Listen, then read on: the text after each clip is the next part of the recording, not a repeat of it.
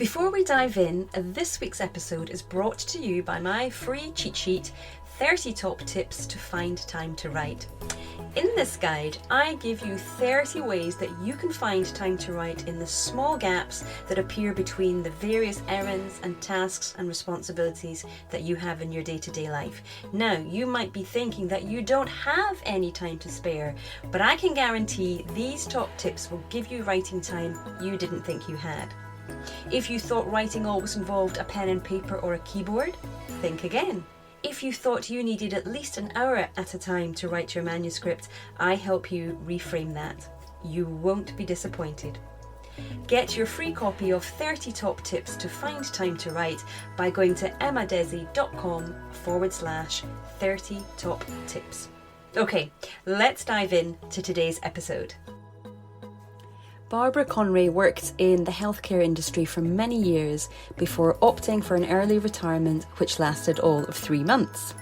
Retirement did not suit, so Barbara accepted a position in finance with a national company, for which she had absolutely no background, and 4 years later she decided to write a book, but not about finance.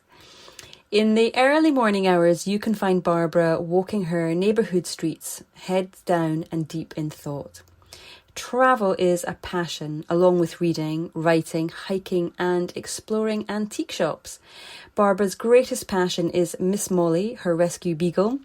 There are stories to be told about beagles, and Barbara hopes to incorporate some of those stories into her books.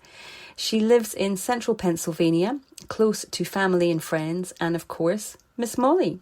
And in today's episode, we chat about her first book, Nowhere Near Goodbye, which became a USA Today bestseller, and then her second book, My Secret to Keep, which is actually the prequel to the first book, Nowhere Near Goodbye.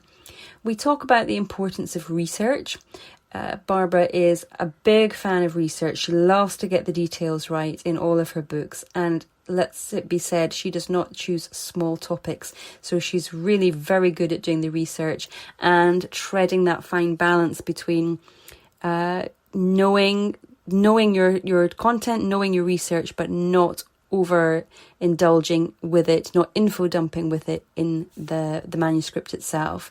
So we talk about that. She also shares her experiences with the Women's Fiction Writers Association, which we are both members of, and which I really, really recommend you consider joining if you write women's fiction, or indeed any stories that involve an emotional journey. And then finally, she tells us about what it is that she is working on now. And yes, it also involves a great deal of research. So do join us. It's a really interesting conversation. I love chatting with Barbara, and find out more about her new book, My Secret to Keep, which is due out very, very soon. So let's get listening. Barbara, it's so wonderful to have you here. I'm really thrilled that I'm getting to have another chat with you. We've met before, which was good fun in our Author Talk network event. So thank you so much for agreeing to come on the podcast today. I'm excited to talk to you. For our visitors, our listeners who are not aware of your marvellous books and of your good self, I wonder if you would just tell us a little bit about your journey to writing.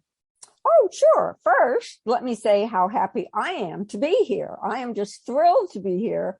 I so much enjoyed talking to you when we did the Author Talk Network, and I believe I probably begged you to let me come on your show again. So I am thrilled to be here. And let's see, I published my first book in the midst of COVID. And it came out in August of 2020. And it is titled Nowhere Near Goodbye. That's right. And it did wonderfully. I was so impressed with myself, with the book. It's a USA Today bestseller. I'm just thrilled with the success it's had. And my second book comes out at the end of this month on August 23rd. And it is My Secret to Keep. It's actually a prequel to Nowhere Near Goodbye, but both books are totally standalone. Obviously, I would love if people read Nowhere Near Goodbye first. And I know a lot of my early readers and my Nowhere Near Goodbye readers have read the first book first and will be going into the second book. But you can certainly read My Secret to Keep without having read the first book. Mm-hmm. And so have you always been a writer? I mean, was that what you did in your professional life as well? Or is this something that you've come to sort of a little bit later? Well, I definitely came to it later, but I always wanted to be a writer. I mean, I was an avid reader from the get-go. I just loved to read, and I was so enthralled with authors, and I knew that's what I wanted to do, but life kept getting in my way. And instead, I found myself doing careers that earned money. And not that you can't earn money being an author, but usually not right away. Mm. And so I kept putting it off. Putting it off, really off, until I retired at the age of 64. And the very next day, I sat down and started writing. Oh, well done. Because Yeah. I know from a lot of people who do wait until they retire, there's still that fear, there's still that doubt, there's still procrastination going on. And, it's easy to allow other things in life to take precedence. So I'm really impressed and very happy that you did the next day sit down and start writing. I did, but in my head, I was writing that book in my head for years. So it was not hard for me to sit down the very next day because I was literally writing that book in my head. So there was nothing that was going to stop me from doing that. And, I wish maybe I had started earlier, but I think things happen the way they're meant to. Yeah. I truly believe that. Yeah. Coulda, So, shoulda, woulda. yeah. And, and you just can't go back and feel bad about the choices you made, because you made your choices generally because you have to. So and you can always change them, can't you? You can change things that are going forward. But I wonder, sometimes there is the advantage to waiting a bit so that you get some life experience and you begin to understand more of the nuances of life. Do you feel that your life experiences, waiting for that little bit longer actually helped you and benefited your writing? Absolutely. Absolutely, I do. Plus, I had the time.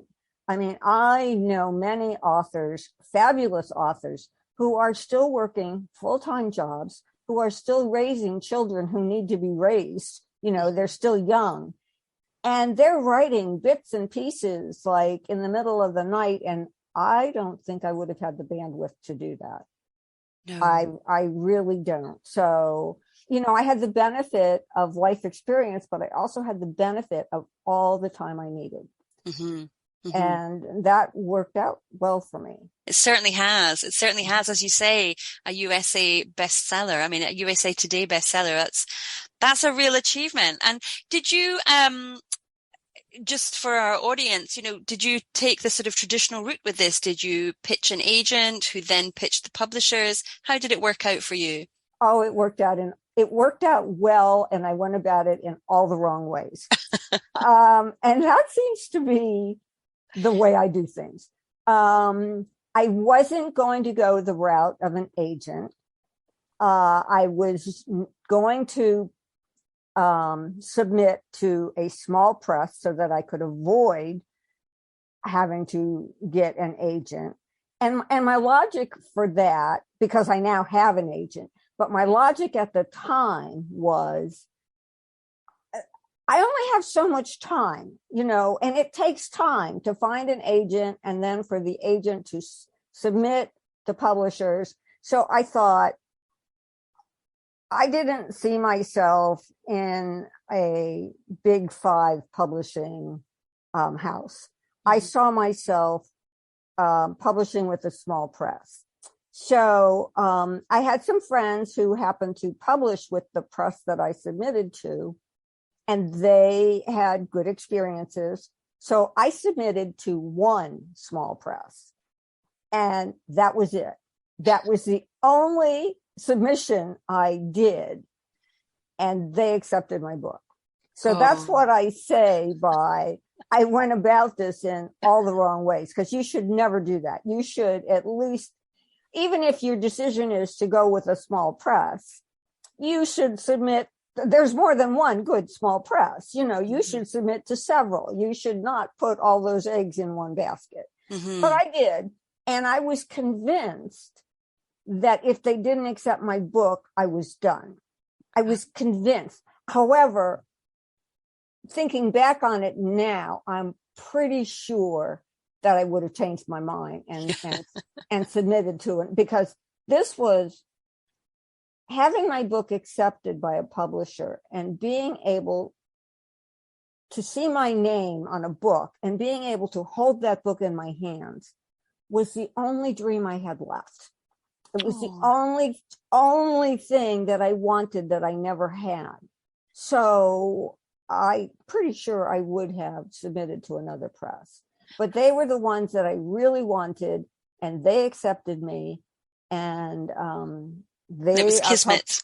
Yes, and they're publishing my second book also, and that's Red Adept Press, and they are lovely. And in between the release of my first book and my second book, now I do have an agent, and so we'll go from there. But my second book is still being published by Red Adept. They did a marvelous job with the first book, and it's a prologue, so it stands to reason that it would go with the same press. No, I think it's a wonderful story. I really, really do, because it's showing our listeners that there is more than one way to skin a cat, for lack of a better phrase, but that the industry is changing so much. And if you have a book that is, bestseller worthy, and you're able to prove yourself through a small press without an agent, they will come and find you. Yeah, well, that's what happened with my agent. That's how I got an agent. So, who I love. I just absolutely adore. I'm with Liza Royce Agency, and I've been extremely fortunate, and I cannot stress that enough. And I frequently give talks and talk about, really, I feel like everything happens for a reason, yes, and it's not like my whole life has been just a bowl of cherries, believe me, but I've been really blessed on this journey. I mean, I have had so many authors be so kind and generous to me and helpful, and I try very hard to pay that back, to help other authors who are like coming up behind me. And I've really been very, very blessed, and I appreciate it and acknowledge it very much. Oh, well, we're glad to have you here, and I'm really excited to talk about My Secrets to Keep, which, as you mentioned, is due out imminently. Can you just remind us of the release date? The release date is August 23rd. August 23rd. So this episode is going out just before that, so people can still grab their copy. So you mentioned that it is the prequel to your first novel, Nowhere Near Goodbye. So I wonder if you could just give us a little bit about the inspiration behind this and why you decided to write the prequel, in fact. What prompted that? A very realistic situation occurred. When I first submitted my first book, Nowhere Near Goodbye, to Red Adept, my editor, it was a two-person point of view. And the first person was actually in heaven.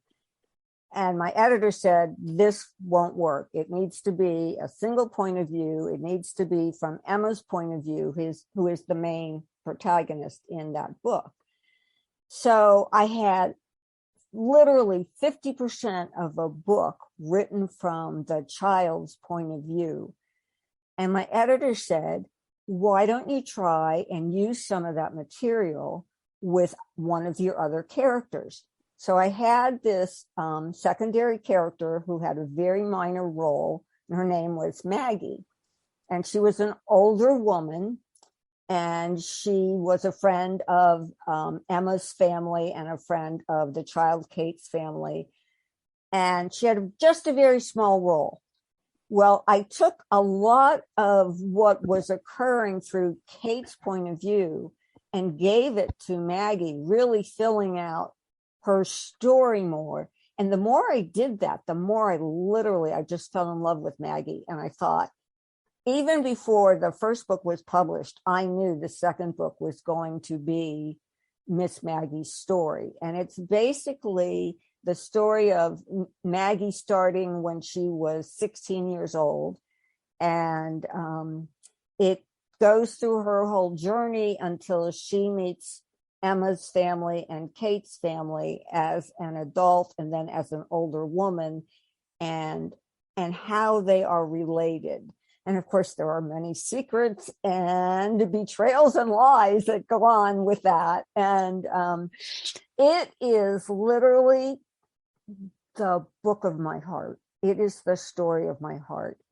I thought Nowhere Near Goodbye was the story of my heart, but it is really my secret to keep. It is really Maggie who has just touched my heart. And why do you think that is? Because she's a lot like me. She's this little Italian lady, and she just says what she wants to say, and there are no holds barred. I mean, she just has very little filter, and she will just call it like she sees it. And there is something very endearing about that, especially, and I've made her, granted, I'm no young chicken, but I've made Maggie somewhat like me. And so obviously that is endearing to me. I've made the physical characteristics of Maggie a lot like me, but a better me, really a better me. And there's a lot of truth in this book. There's a lot of heart and a lot of truth. And my early readers have just adored it. It has been through probably 30 early readers, and they have just adored it. So I'm hoping that readers worldwide will love it too. Oh, I'm sure they will. I'm sure they will. But I'd love it if you could just set the scene for us with Maggie at the beginning of her life. So where is she? She's 16. Is she at school? Is she at work? And what is it that she's kind of struggling with at that time? What brings her to Emma's life? Yes, well, I start off with a bang because Maggie is 16 and pregnant. Okay. And the father of the baby, who they are in love, he is killed in a senseless accident. And Maggie's parents, when they find out she is pregnant, they kick her out of the house. This is 1949.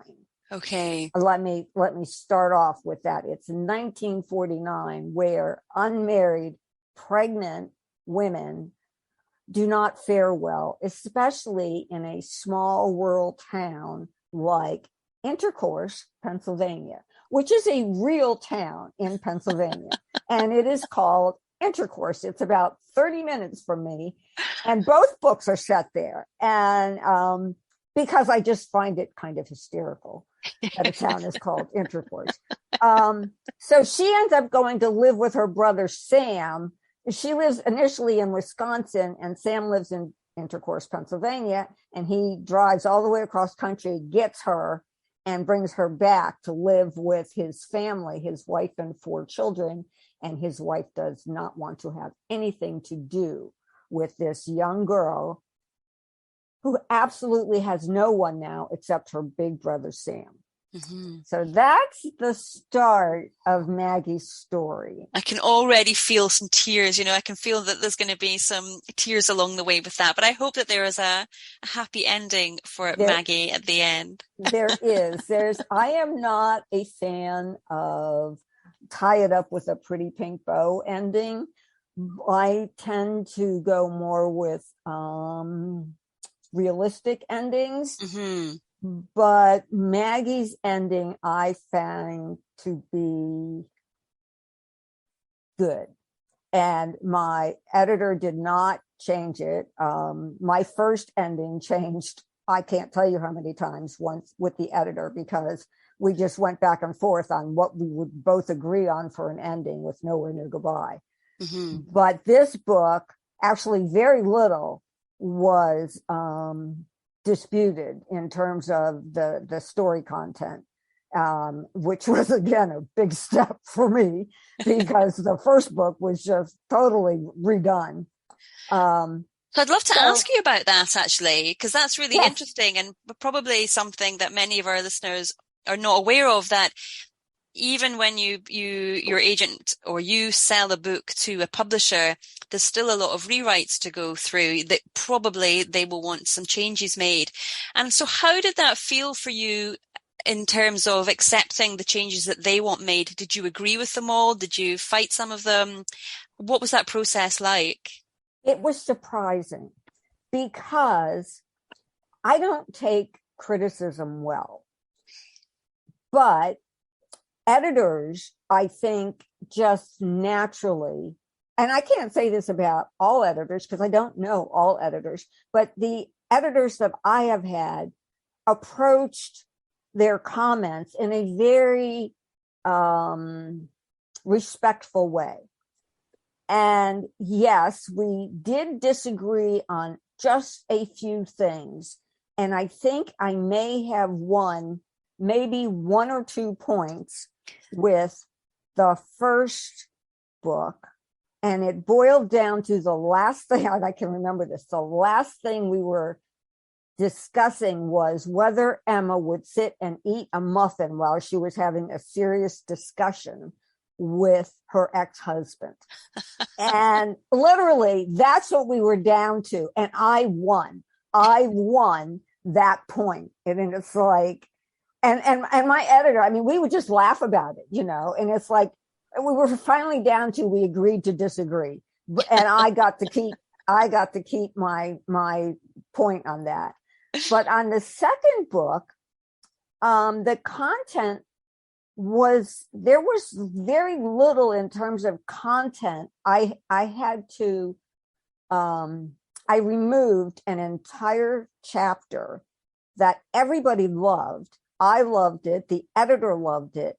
But the book was so long, and this chapter was a big chapter, and it really didn't move the story all that forward. So I had no problem, again, with both books, I had no problem agreeing to remove it. And in fact, I've already know what I'm going to do with it, because it was a perfect chapter. I'm going to write an essay on, deleted chapters, and I'm going to use it for a deleted chapter essay. So it won't go to waste, but I didn't feel attacked or bad or anything. I felt I was very open to listening to what they had to say both times, because I felt that's what they're there for. They know more than I do. They can see a bigger picture than I can,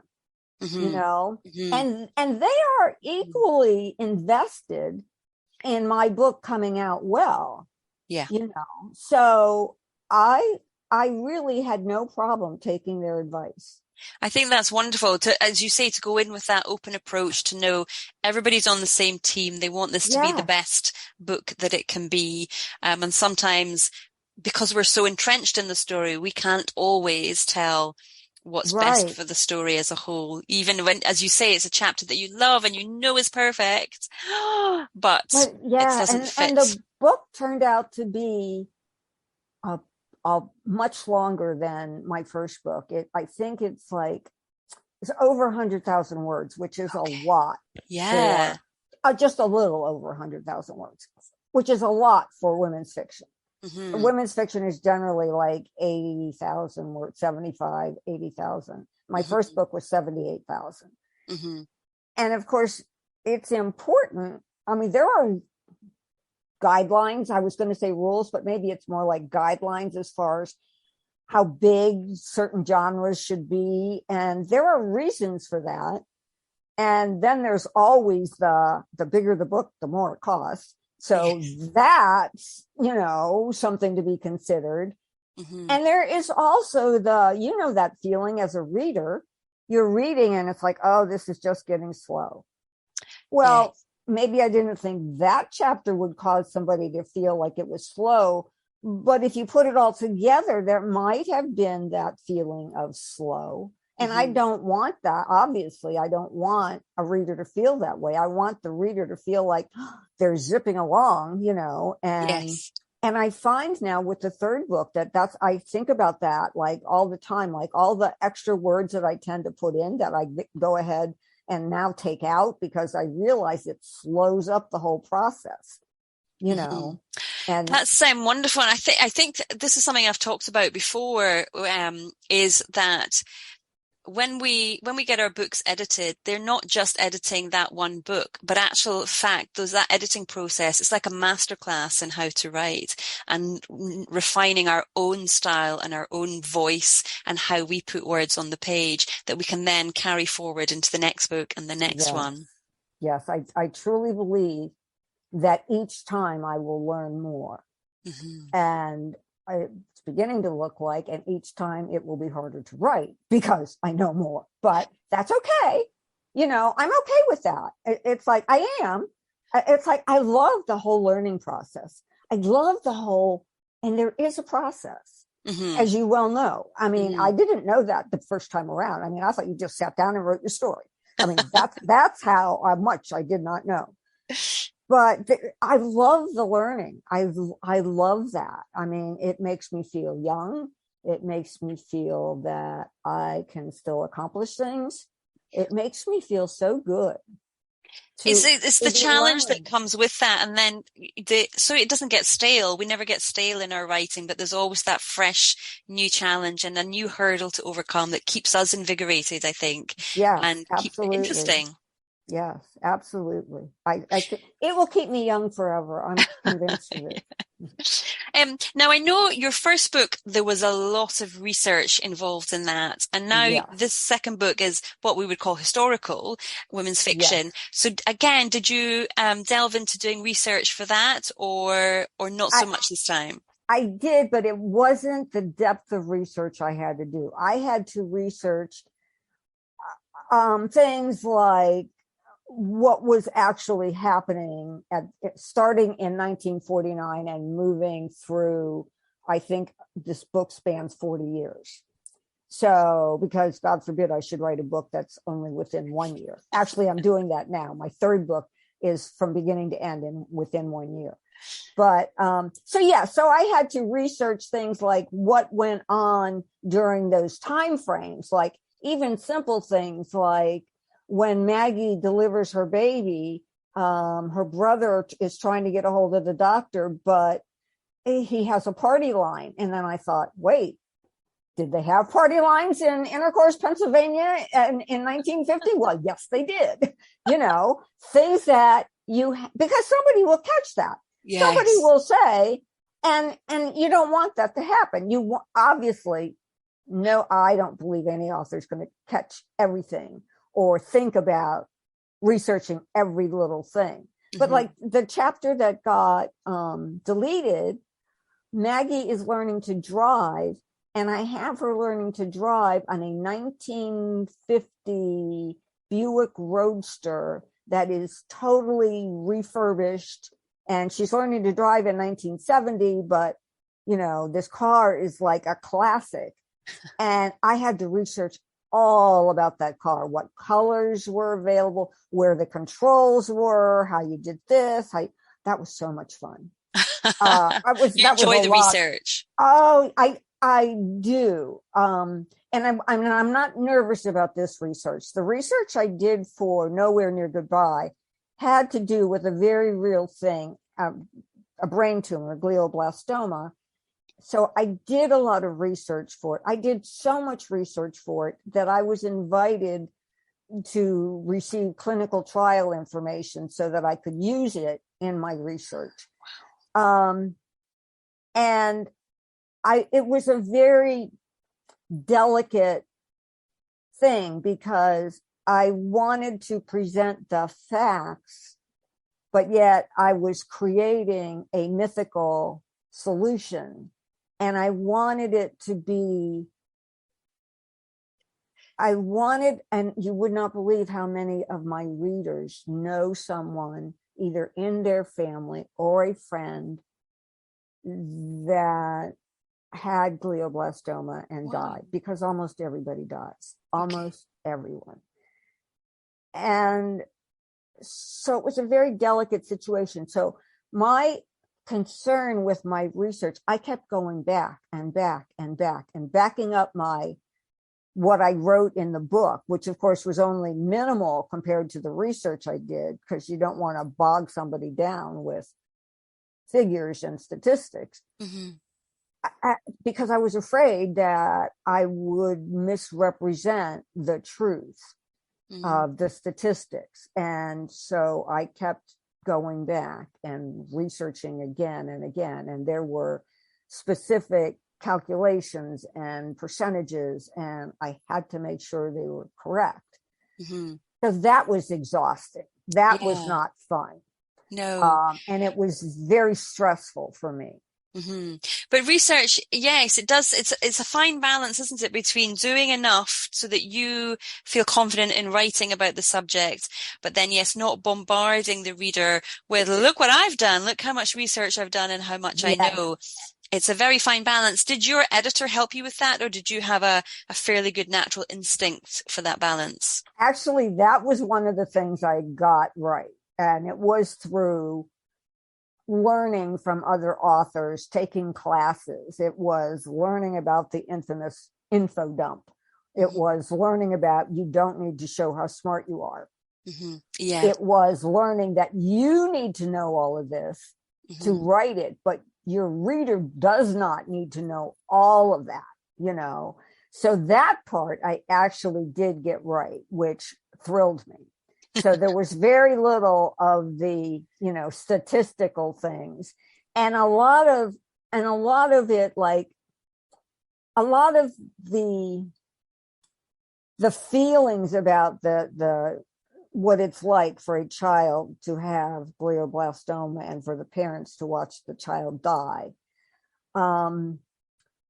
That wasn't based so much on research as it was based on actual fact, because that's why I wrote the book, because a friend of mine lost a child through glioblastoma and I watched this woman suffer. So I knew firsthand, and that's what made me decide to write that book. And actually it was anger. I was so angry that a 9-year-old child would die from a tumor that is supposed to be, number one, rare and supposed to really focus on middle-aged men. And yet I personally know a toddler and a 9-year-old who died. Oh my goodness. And one of my critique partners, who was going to read Nowhere Near Goodbye before it went to an editor, she had agreed to read, not really knowing what the book was about. And when I sent it to her, she contacted me right away and she said, I can't read this. She said, my mother was just diagnosed with glioblastoma. Oh no. Okay. Yes. And she has to this day not read the book. She buried her mother the day before my book release.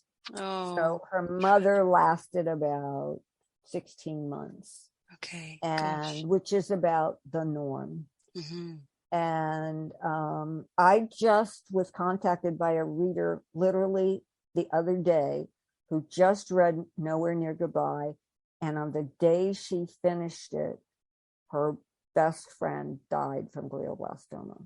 Oh my goodness. Yeah. So it's out there, and I feel very strongly about it. And I do touch on it obviously, since there's a connection with Emma and Kate and all of that, I do touch on it on my second book, but I that's not the story anymore in the second book. Yes, we knew Kate died to begin with in the first book, and now we see Kate and Emma as young children. And yes, we know she's going to die, and yes, she actually does die.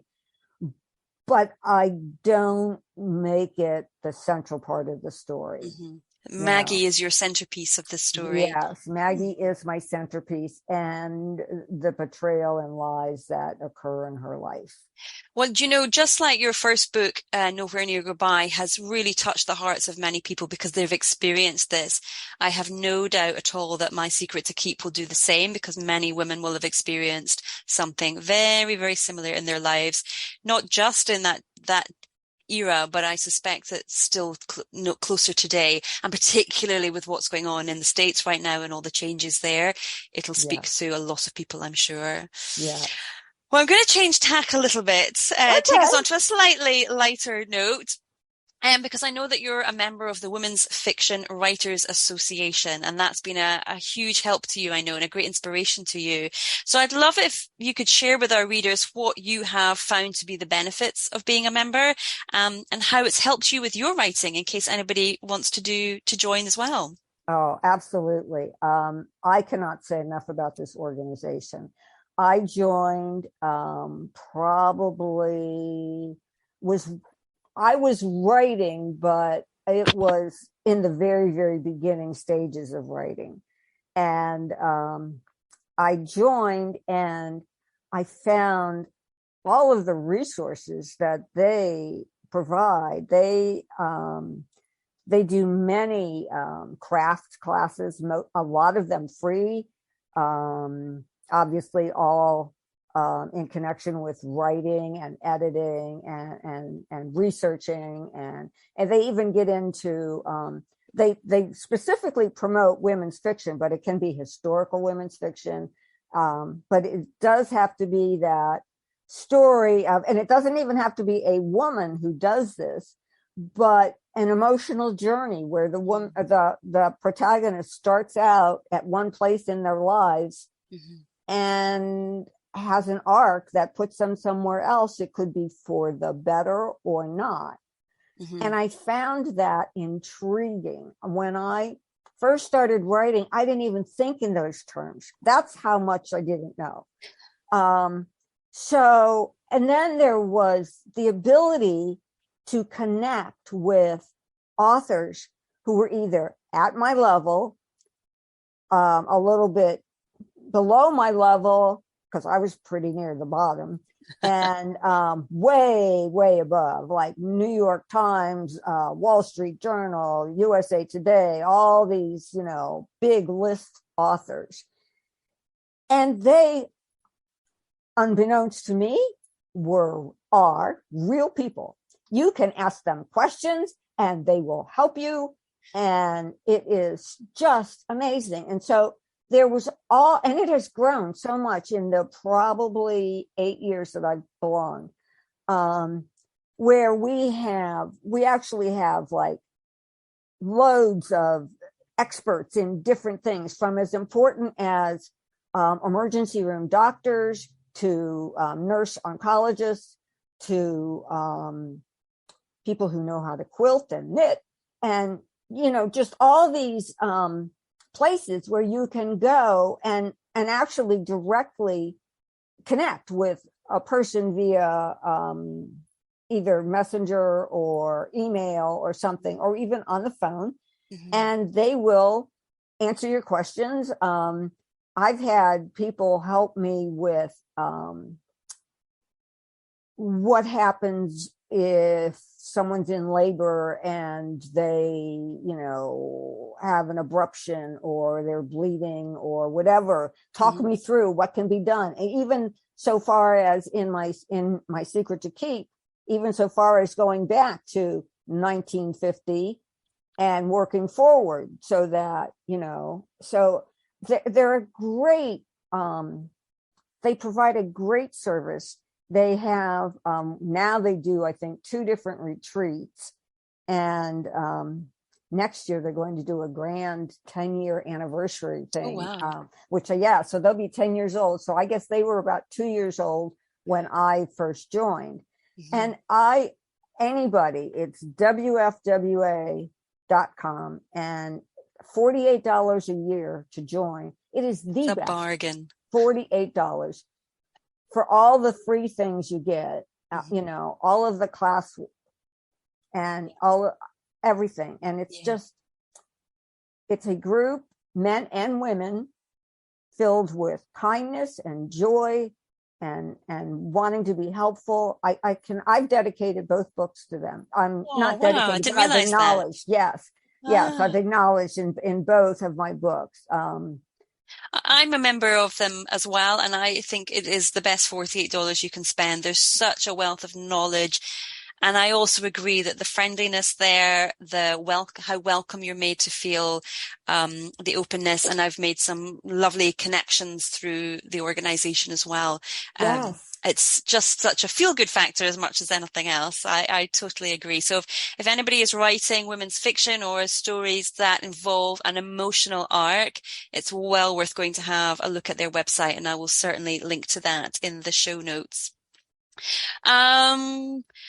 Well, I'm conscious of time, actually. We're getting towards the end of our time together, but you've mentioned it a couple of times now, and I'd love for you to tell us more if you can.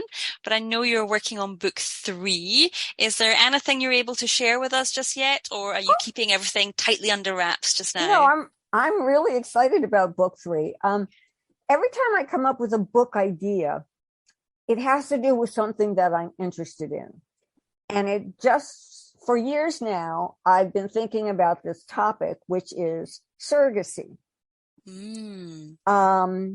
It started because I have a neighbor who has done it 3 times. She has been a surrogate 3 times for couples in France where surrogacy is not allowed.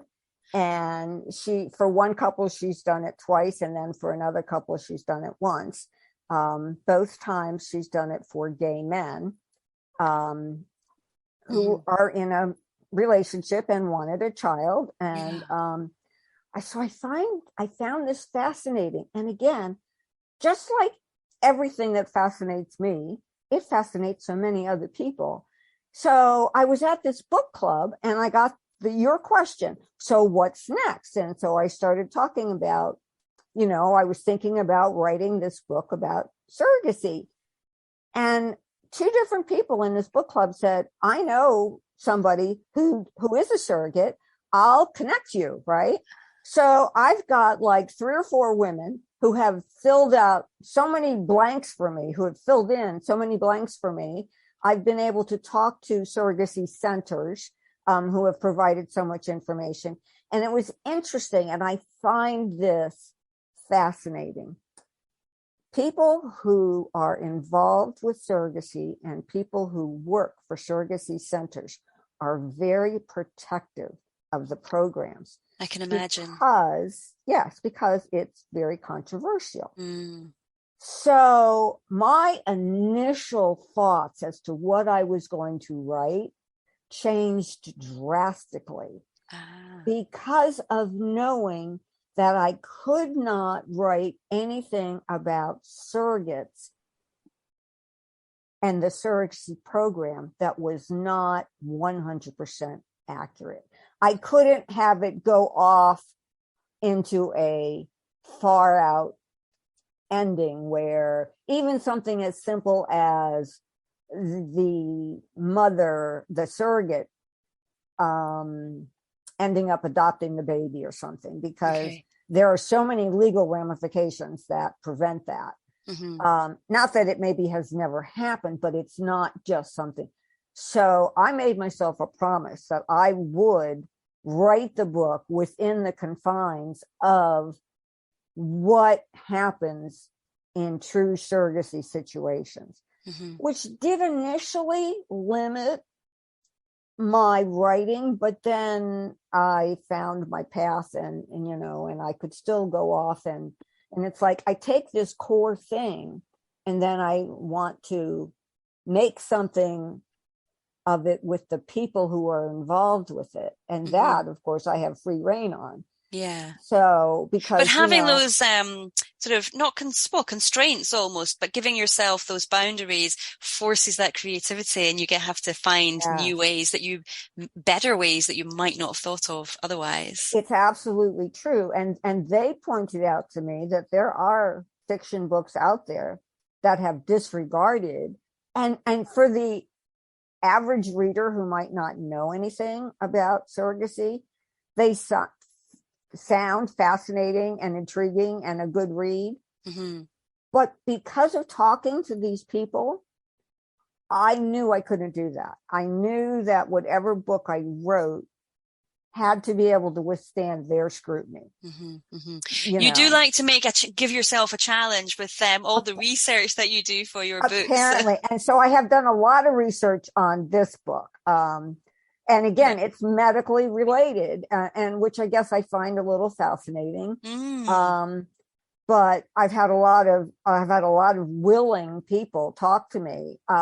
Even so much as one woman I talked to, and she lost this baby. I was brokenhearted for her, but she had signed papers saying that if it came down to a choice between her and the baby, she chose for the baby to be saved. Even though, yes, the surrogate mother, even though she has a family and has children, and she chose that. Now, she ended up losing that baby, a miscarriage. But when the last I talked to her, she was going back into the program again. She felt very strongly about this. It was a young woman, like say late 20s, early 30s, who felt that she had lived a good life and she wanted to be able to make that choice. It's kind of hard to comprehend, but that's the kind of things you learn. And it's like just amazing. So many different people. Yes, there are so many good people. You're reminding me of Jodie Peebles, who is also known for her research and how much detail and depth that she goes into when she's writing her books. Which is one of the things I do enjoy about her stories. Not only are they good stories in themselves, but there's also a level of detail that really pulls you in. So you're reminding me of her. Yes. Well, I'm very privileged for that, because she is one of my favorite authors. She's a great writer. Yes. Well, Barbara, my goodness, our time has flown past. Thank you so much for being here with me today. It's been lovely chatting with you. I'm very excited for My Secrets to Keep to come out, which is the 23rd of August. So everybody, please go and get your copy. Again, I'm going to link to that in the show notes. But just before we sign off, where can our listeners find out more about you and about your books? Okay, well, on my website would be a great place, and that is just www.barbaraconreyauthor. Lovely. Fantastic. I'll link to that as well. Barbara, it's been a pleasure as always. Thank you so much for your time.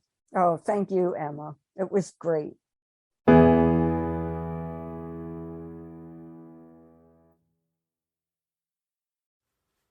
If you're a first-time novelist who is struggling to either finish your novel or get those revisions to where you want them to be, then I've got just the thing for you. I have a small group coaching program which runs over 12 months, and over the course of that program I will help you fix those plot problems that you've been struggling with. I'll help you get under the surface of your characters so you really get to know them and what's driving them.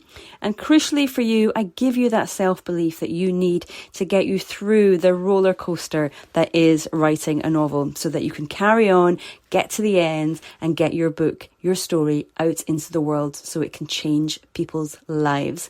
If that sounds good to you, if that is something that you'd be interested in doing, I know I can help you get to where you want to be. So book a call with me. Let's have a chat and see if we are a good fit for each other. If you're interested in doing that, then go to emmadesi.com/story builder. I look forward to chatting. Well, thank you so much for joining me today. I hope you found that helpful and inspirational. Now, don't forget to come on over to Facebook and join my group, Turning Readers into Writers. It is especially for you if you are a beginner writer who is looking to write their first novel. If you join the group, you will also find a free cheat sheet there called 3 Secret Hacks to Write with Consistency. So go to emmadesi.com/turning readers into writers, hit join. Can't wait to see you in there. All right. Thank you. Bye-bye.